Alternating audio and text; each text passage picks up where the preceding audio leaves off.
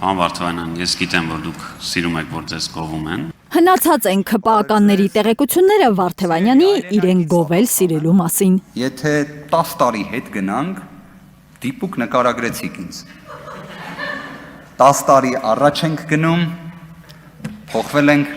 առնվազն մազերը սև էին։ Ինչպես մազերը չեն սպիտակի այն Հայաստանում, որտեղ ընդդիմադիր падգամավորներն ամեն առավոտ ամոթով են արթնանում իշխանության քայլերի պատճառով։ Ամոթով այն գիտակցությունից, որ մենք կորցրել ենք մեր հպարտության աղբյուր Արցախը։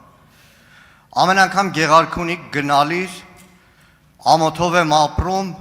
երբ որ նկատում եմ, տեսնում եմ, որ այլևս չկան մեր զինված ուժերի, նաև իմ եղբոր պահած ու կահավորված մարտական դիրքերը։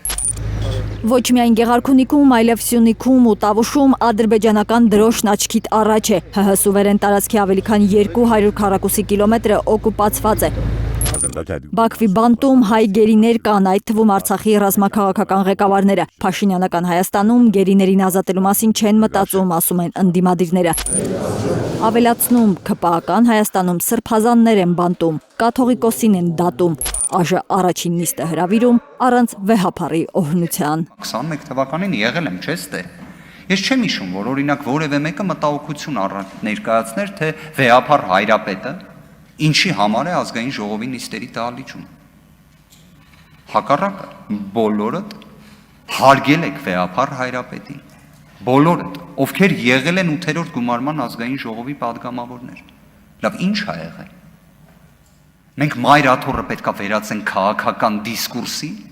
Հոգևորից մինչև քաղաքական բռնաճնշումներն ամենուր են, պնդում է իրավաբան падգամավոր Արամ Վարդանյանը։ Առանց որևէ անհրաժեշտության մարդուն կալանավորում են։ Կգնամ եկեղեցի։ Հայաստան խմբակցության падգամավոր Արթուր Սարգսյանը նախ բանտային, հիմա էլ տնային կալանքում է։ Падգամավորն իր լիազորություններն իրականացնելու հնարավորություն չունի։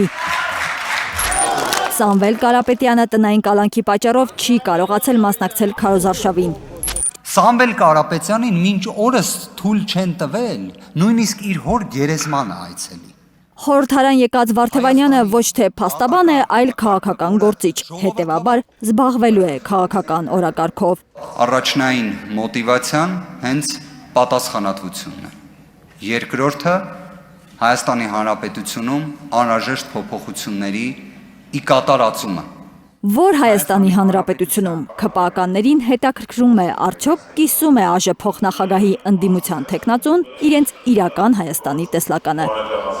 Սրտնեղել են իշխանականները։ Ես այս քարտեզը Ուժեղ Հայաստան խմբակցության ղեկավարը նախորդին չի վերցրել ՔՊԱ-ականից իրեն մեկնված իրական Հայաստանի քարտեզը։ Եթե ձեզ թվում է մենք Հայաստանի Հանրապետության քարտեզի հետ խնդիր ունենք, չարաչար սխալվում եք, բայց նայենք քարտեզին։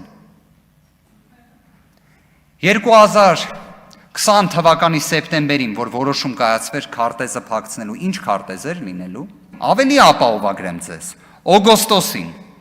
ավելի ապահովագրենք ձեզ, 2019 թվականի սեպտեմբերին, ինչ քարտեզ էր այստեղ լինելու։ Եթե դուք ակնարկում եք այն, թե այս քարտեզի կողքը արդյոք լինելու էր Լեռնային Ղարաբաղ, թե ոչ,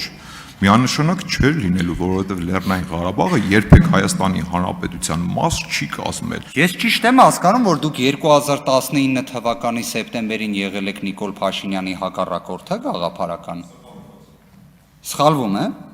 Բա իրան ասել եք, որ հանգարց չասեր Արցախը Հայաստանը եւ վերջ, թե չեք նախատե այդ հարցում։ Վարդանյանը հայտարարում է ՔՊ-ի նկատմամբ երբևէ դրական մոտեցում չի ունեցել։ Իր ԱԺ փոխնախագահի պաշտոնում առաջադրվելու նպատակը իշխանության հետ համագործակցությունը չէ, ապօրինությունների դեմ օրենսդրական ճանապարհով պայքարելն է։ Որովհետև մենք այո, ունենք խորհրդարան, բայց մենք չունենք պարլամենտարիզմ։ Ինչու թողեց Վարդանյանը խորհրդարանը 8-րդ գումարման ժամանակ, երբ Հայաստան խմբակցություններ ներկայացնում։ Մեկնարկեց դիմադրության շարժումը,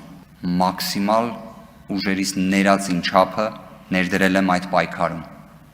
չեմ հաջողել,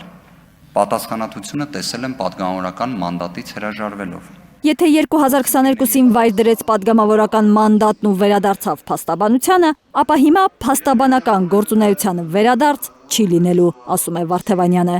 Սա ճանապարհ է, որը պետք է անցնեմ, անցնելու եմ։ Հայաստանն ուժեղ դարձնելու ճանապարհն է ուզում անցնել։